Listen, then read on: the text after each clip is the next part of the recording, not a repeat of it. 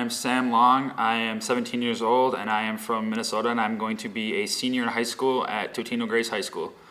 I was diagnosed with CVID when I was 5.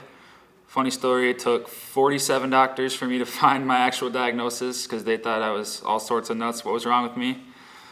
Well, today I'm going to talk to you guys about volunteering for the Deficiency Foundation.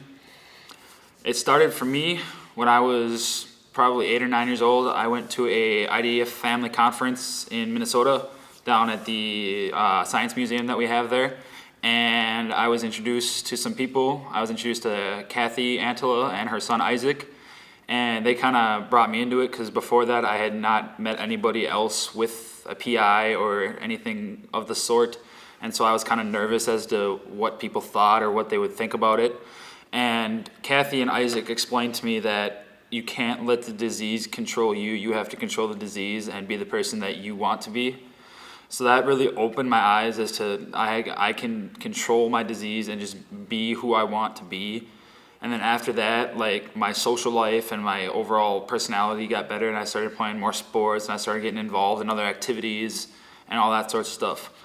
And then I went to a teen escape when I turned 13 in Minnesota, and I was introduced to members of the Deficiency Foundation's Teen Council.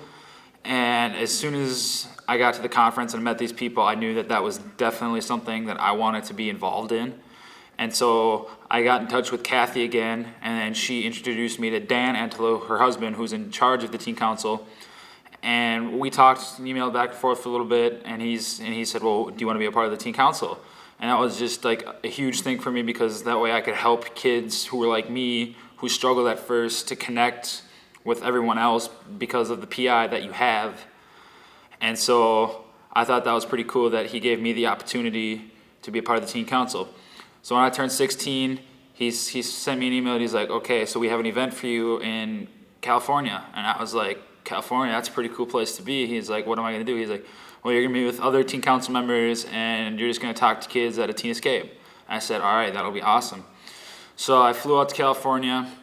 I was one of the newer Teen Council members. There was, I think, two of us that were new, and I got brought up to speed right away. I met other kids in California, and that was like the first event that I did personally as a Teen Council member. And I just thought, yeah, this is definitely something I could see myself doing for a long time. So then I went to more family conferences, and I went to another teen escape as a Teen Council member, and people just, like, as soon as you tell them who you are and what you have, they just, like, connect with you more. It's not like with some kids who are taken to events that don't have a PI, but like their sibling has it, they feel like left out and like they're being dragged to all these things, and that their brother, sister, whatever is like the center of attention. And that's easy to understand because they don't know what it is or what's going on. But as like a Teen Council member like myself and my other Teen Council members, it's like you have to explain to them what it is, and then how they can be supportive and helping, like, brother, sister, whoever, with their disease if they need it, so then they know what to look for to help. And it's also cool for them to come because it shows the support, like the family support of the disease. And it's just a really cool thing to have. Like, my family's super supportive. My little brothers went to the national conference with me, and he's having fun, he's having a blast and being supportive.